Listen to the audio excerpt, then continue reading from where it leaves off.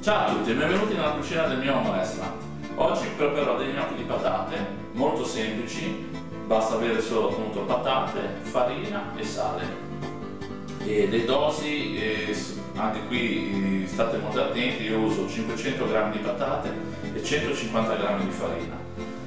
Le patate per cucinarle userò un sistema, le faccio al micro, facili, basta pelarle, si tagliano a pezzettini e mettiamo in microonde massima potenza 9 minuti. Questo perché così non prendono tanta umidità, perché se si bollono nell'acqua può diventare rischioso poi quando si impasta. Non uso uova, non uso niente, proprio per lasciare il gusto. Poi, visto che siamo in Liguria, faremo anche degli gnocchi di patate con basilico.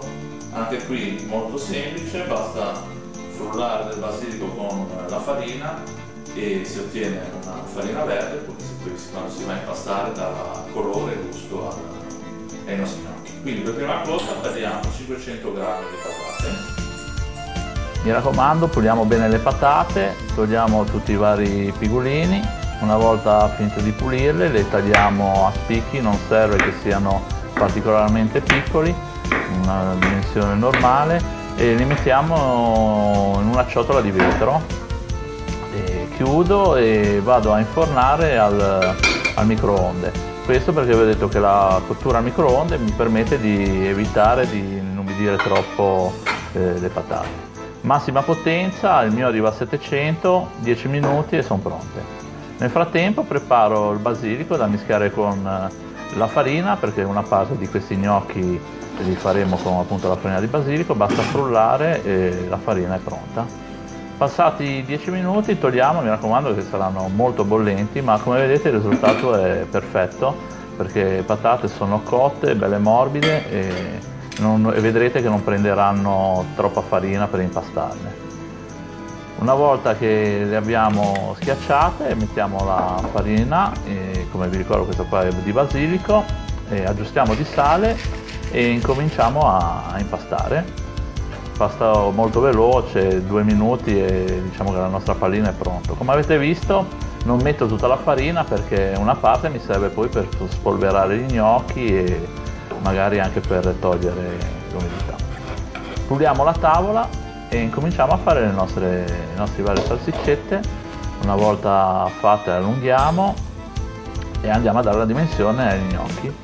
La prima parte farò degli gnocchi normali in una dimensione corretta, e per dare la classica forma della gnocca mi aiuterò con il mio attrezzino ereditato.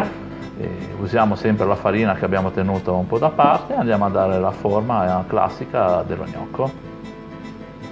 Se volete potete fare anche le famose chicche, basta solamente appunto fare un nostro salsicciottino un po' più piccolo e le dimensioni degli gnocchi farle molto più piccole. In questo caso non le toccherò più, una volta tagliate andiamo a spolverare di farina e le chicche di patate sono pronte.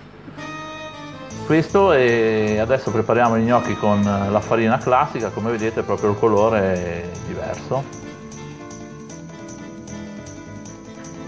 Bene, come avete visto non è difficilissimo, in una mezz'ora si fa tutto. Vi ho preparato dei gnocchi di patate classici e dei gnocchi aromatizzati al basilico. Vi aspetto per i prossimi video perché vi andrò a far vedere come andare a condire questi bellissimi gnocchi per farli assaggiare poi ai vostri ospiti. Oppure se volete venire a assaggiarli da me non fate altro che prenotare presso il sito che vedete sotto in sovraimpressione.